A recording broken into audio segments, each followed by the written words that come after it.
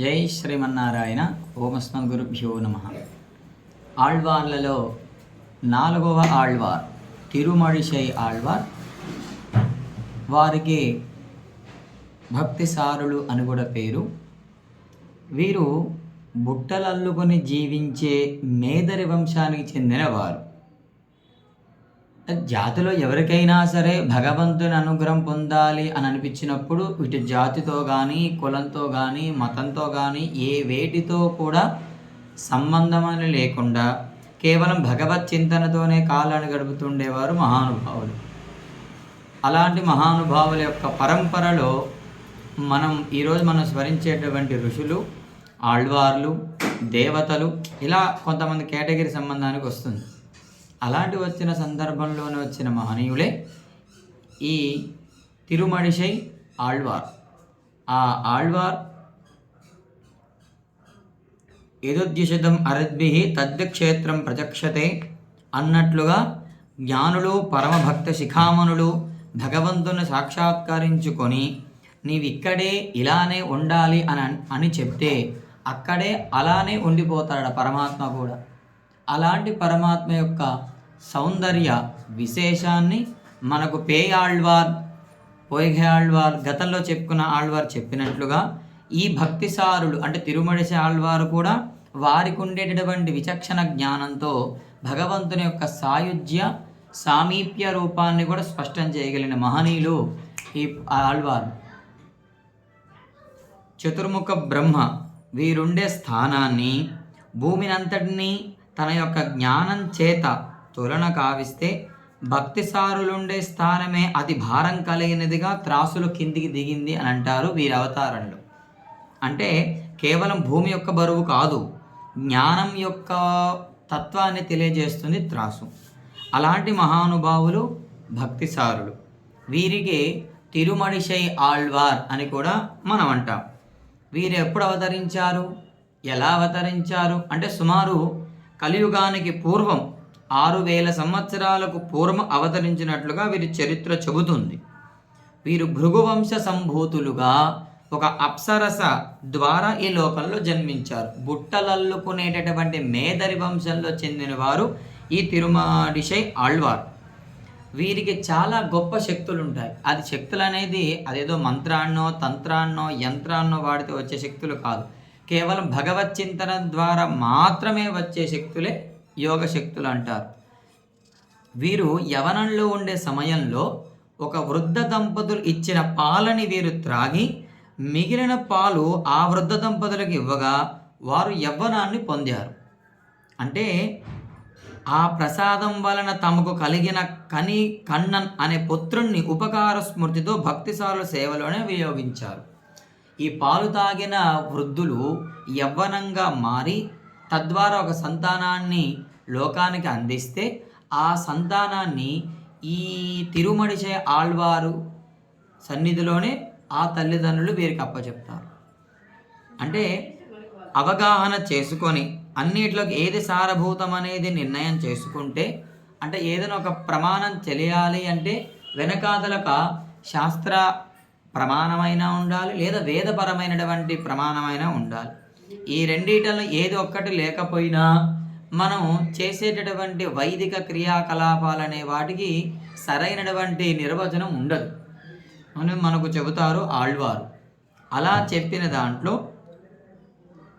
ఒక సందర్భంలో చాలా కాలం తర్వాత ఈ తిరుమడిశై ఆళ్వార్ కొన్ని సందర్భాలలో ఆ భగవత్ చింతనతోనే కాలాన్ని గడుపుతూ ఒక గ్రామానికి ప్రయాణం చేయవలసి వస్తుంది. కానీ పేయాళ్వార్ సహజంగా భక్తి చేత పిచ్చివారు. ఎలాగైనా సరే ఈ తిరుమడిశై ఆళ్వారికి జ్ఞానం కలిగించాలనే ఆలోచన చేత, వీరిలో మార్పు తీసుకురావాలనే ఆలోచన చేత ఈ పేయాళ్వార్ తిరుమడిశై ఆళ్వార్ దగ్గరికి వెళ్తారు. వెళ్ళి అప్పుడు అడుగుతారు. ఆ క్షణంలో ఈ తిరుమడిశై ఆళ్వార్ ఒక పని చేస్తూ ఉంటారు. ఏమిటా పని? చెట్టు వేళ్ళు, పైకి కొమ్మలు, కిందుగా భూమిలో నాటి కుండకు చిల్లు పెట్టి దానితో నీళ్లు తోడి ఆకులకు పోయడం చేస్తారు.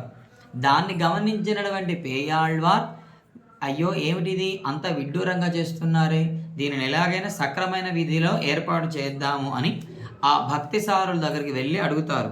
పేయాల్వారు అంటారు, ఏమయ్యా పిచ్చి పట్టిందా మీకు ఏమైనా అని అంటే తిరుమడి శాల్వారు చెప్తారు, అయ్యా నాకు కాదు మీకే పిచ్చి పట్టింది.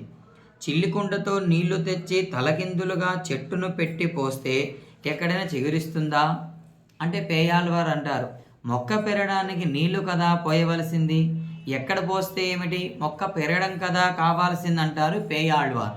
దానికి తిరుమడి శాల్వారు చెబుతూ, అయ్యా మూలానికి పోస్తే పెరుగుతుంది తప్ప ఆకులకు కాదు కదా అని అంటే అప్పుడు పేయాల్వారు అంటారు, అది వాస్తవమేనా, అన్నిటికీ ఇంతేనా అని అంటే అప్పుడు భక్తిసారులు చెబుతారు, అవును. దానికి మరలా పేయాల్వారు అంటారు, అలాగైతే మరి తత్వ విషయంలో కూడా ఇంతే కదా అంటే భగవంతుని విషయంలో. అప్పుడు భక్తిసారులు అంటారు, అవును స్వామి అందులో సందేహం ఏముంటుంది అని అంటే అప్పుడు పేయాల్వారు చెబుతారు, అయితే అన్నిటికీ ఆధారమై మూలతత్వం ఏది, దానికి ప్రమాణం ఏమిటి అని అంటారు పేయాళ్వారు. దానికి భక్తిసారుడు ఏమిటో మీరే చెప్పండి స్వామి, అది నాకు తెలియదని అంటారు భక్తిసారుడు. అప్పుడు పేయాళ్వారు చెబుతారు, వేదాలకు మనకు పరమ ప్రామాణికము కదా, వేదాల చేత ప్రతిపాదింపబడే శ్రేయస్పతే అంటే లక్ష్మీనారాయణుడే అన్నిటికీ మూలతత్వం. మనం చేయవలసింది ఆరాధన అర్చన స్మరించవలసింది ఆ శ్రీమన్నారాయణునే తప్ప ఇతరులను కాదు అనే కదా మనం వేదం చెప్పింది అని తిరుమడిశయ ఆళ్వార్లకి పేయాళ్వారు స్పష్టంగా ప్రమాణంతో చెబుతారు. అప్పుడు పరతత్వము శ్రీమన్నారాయణుడి అనే నిష్కర్షంగా పేయాళ్వార్ల ద్వారా విన్న భక్తిసారుడు భగవదనుగ్రహం కలిగి ఈ తిరుమడిశయ ఆళ్వార్ పేయాళ్వారికి శిష్యులుగా మారిపోతారు.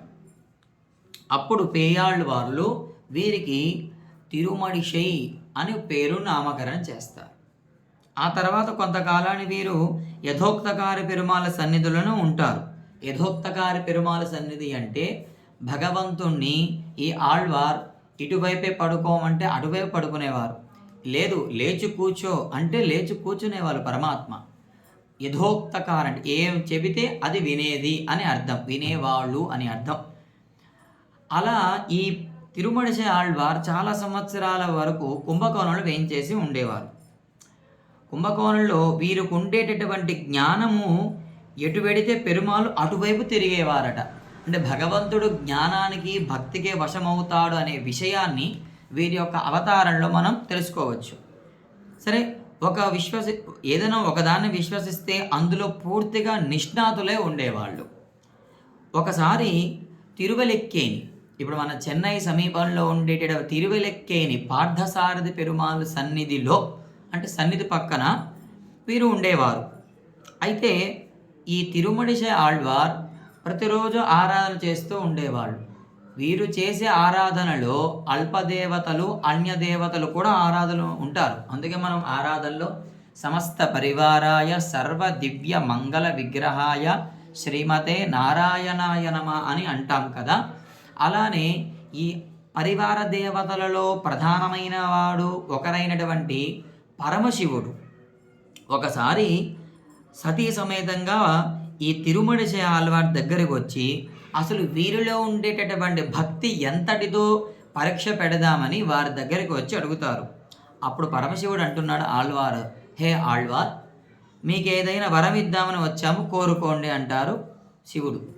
దానికి భక్తిసారులు అంటారు, అయ్యా నాకేం అవసరము లేదు, అయినా మీరిచ్చే వరాలు నాకేమాత్రం ఉపయోగపడేది కాదంటారు తిరుమడిశయ ఆళ్వార్. ఈ తిరుమడిశయ ఆళ్వార్కి భక్తిసారులు అని పేరు. అప్పుడు రుద్రుడు అంటాడు, లేదు లేదు మీరు తప్పకుండా కోరుకోవాల్సిందే అని అంటాడు పరమశివుడు. అయితే అప్పుడు భక్తిసారులు అంటారు, అయితే స్వామి మీరు ఖచ్చితంగా కోరుకోవాలి అని అంటున్నారు కాబట్టి కోరుకుంటున్నా, కానీ మాట మార్చకూడదు సుమా, ఏమీ లేదు తప్పకుండా కోరుకోండి అంటారు పరమశివుడు. అప్పుడు ఆళ్వార్ అంటారు, అయితే నాకు పరమపదం ఇవ్వండి, పరమపదం ఇప్పించండి అని అంటారు. అప్పుడు పరమశివుడు చెబుతాడు, అది నా చేతిలో లేదు, మోక్షమిచ్చేత్ జనార్దనాత్, శ్రీయపతి మాత్రమే పరమపదం ఇవ్వగల సమర్థుడు. మరి అలాంటప్పుడు నువ్వు ఎందుకు అడిగావే నన్ను? కోరుకో కోరుకో అన్నావు, కోరుకున్నాను. కోరుకున్న తర్వాత నా చేతుల్లో లేదు నువ్వు ఎలా అంటున్నావు? కనుక నీతో నాకు పని లేదు అని చెప్తే ఆయనలో ఉండేటటువంటి భక్తి తత్పరకి మెచ్చుకున్న పరమశివుడు నేరు కైలాసానికి వెళ్ళిపోతాడు. ఇది తిరుమడిశై ఆళ్వార్లలో ఉండేటటువంటి భగవత్ యొక్క గుణం. కొన్నాళ్లకు తిరువెలక్కే నుండి కాంచీపురానికి వెళ్తారు తిరుమడిశై ఆళ్వార్. ఈ తిరుమడిశై ఆళ్వారికి ఇందాక శిష్యుడు అనుకున్నాం కదా కనికన్నన్, ఆయన మంచి గాన సార్వభౌముడు. ఆయన పాడుతుంటే భగవంతుడు నృత్యం చేసేవాడట ఈ కనికన్నన్ పాడుతుంటే. సరే ఒకరోజు అక్కడ ఉండేటటువంటి రాజుగారు ఈ కనికన్నని పిలిపించి, హే కనికన్నన్, నీవు చాలా అద్భుతంగా పాడుతావు కదా, మరి నా మీద కూడా ఒక పాట పాడు అనంటే, అప్పుడు ఆ కనికన్నన్ చెబుతూ, మహారాజా, ఈ పాటలు భగవంతుని కోసమే తప్ప అన్యులకు కోసం నేను ఎప్పుడు పాడను అని అంటాడు. దానికి రాజు చాలా ఆగ్రహం గురై తక్షణం ఇతన్ని రాజ్యం నుంచి బహిష్కరిస్తాడు. సరే రాజుగారు విధించిన శిక్షకు ఏమాత్రం బాధపడకుండా ఈ తిరుమడిశై ఆళ్వార్లకు విషయం తెలిసి బయలుదేరిపోతాడు ఈ కనికన్నన్. తిరుమడిశై ఆళ్వార్లు కూడా అంటారు, హే కనికన్నన్, నీవు లేకుండా నేను ఎలా ఉంటానయా, కనుక నువ్వెక్కడుంటే నేను అక్కడే అని కనికన్నన్తో పాటు తిరుమడిశై ఆళ్వారు కూడా బయలుదేరుతారు. వీళ్ళిద్దరూ కలిసి స్వామి యథోక్తకారి సన్నిధికి వెళ్ళి స్వామిని ప్రార్థన చేస్తారు. ఆ ప్రార్థన విన్న వెంటనే భగవంతుడు కూడా నీవు లేని చోటు నాకు అక్కరు లేదు అని ఇద్దరు కలిసి భగవంతుడికి చెప్పి బయలుదేరిపోతారు. ఇద్దరు భాగవతోత్తములకు గౌరవం లేని చోట నేనెందుకు, నేను కూడా ఇక్కడ ఒక క్షణం కూడా ఉండను అని పడుకునేటటువంటి ఆదిశేషుణ్ణి చాపగా చుట్టి తాను కూడా బయలుదేరుతాడు. ఎవరితో? తిరుమడిశై ఆళ్వార్ కనికన్నన్తో, వారితో పాటు ఈ స్వామి కూడా.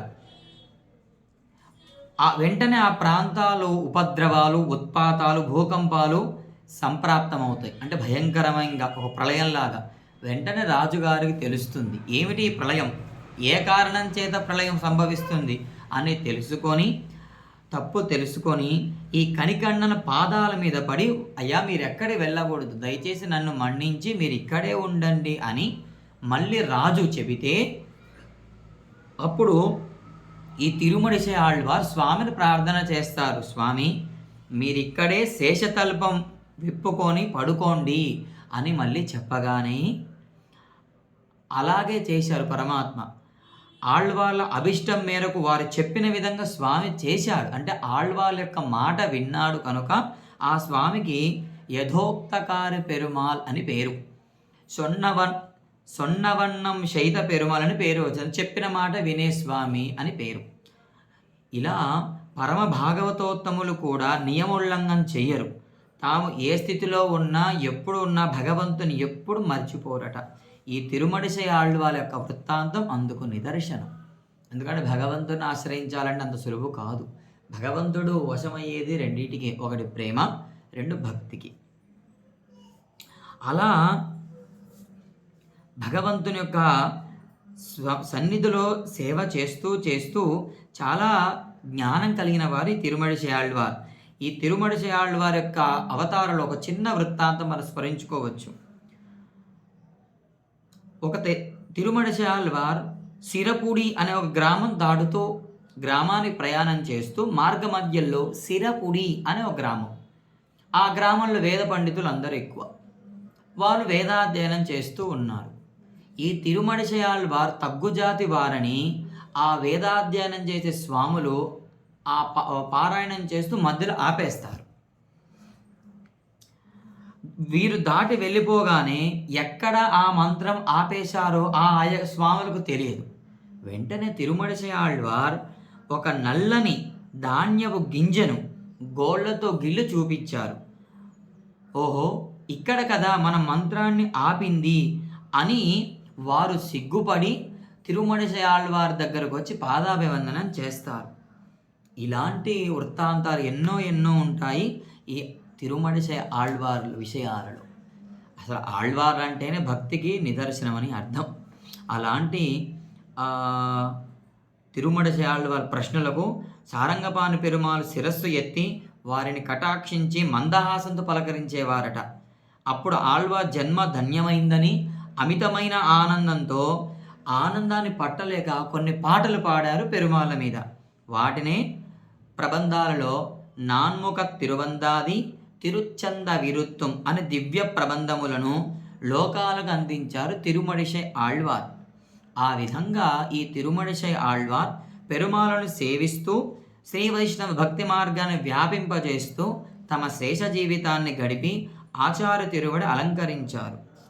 ఈ తిరుమడిశై ఆళ్వార్ శ్రీమన్నారాయణుని కుడి చేతిలో ఉండేటటువంటి సుదర్శన చక్రంగా భావిస్తారు. అంటే సుదర్శన చక్రంతో అవతరించారు అని మనకు పెద్దలు తెలియజేస్తారు.